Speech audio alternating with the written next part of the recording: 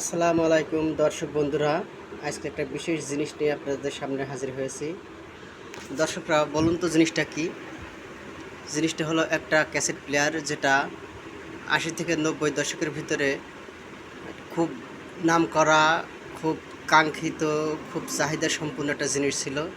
এই জিনিসটা এমন একটা জিনিস যেটার ভিতর দিয়ে ক্যাসেটের ফিতা দিয়ে এই জাতীয় ফিতা দিয়ে মানুষ গান শুনতো।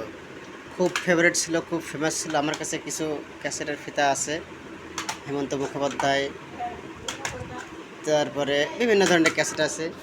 এই ক্যাসেটগুলো দিয়ে এই এইভাবে খোলা লাগে, খুলে এর ভিতরে একটা ক্যাসেটটা ঢোকায় যাওয়া লাগে। ঢোকার পরে এই যে লাগাই দেওয়ার পরে এই যে এটা দিলে প্লে হয়। এইভাবে এইভাবে বিভিন্ন ধরনের গান তখন শোনা হতো।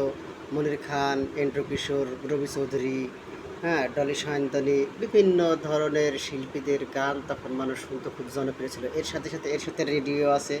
হ্যাঁ, বাংলাদেশ বিভিন্ন ধরনের, বিভিন্ন ব্র্যান্ডের, বিভিন্ন এফএম ছিল, বিভিন্ন ব্যান্ডের রেডিও ছিল এর ভিতরে। তো এখন এটা শুধুই স্মৃতি, এখন এটা চলে না। তো এক এক সেট আমি রেখে দিয়েছি স্মৃতি হিসেবে, কিছু ক্যাসেটও আমার কাছে আছে। ধন্যবাদ।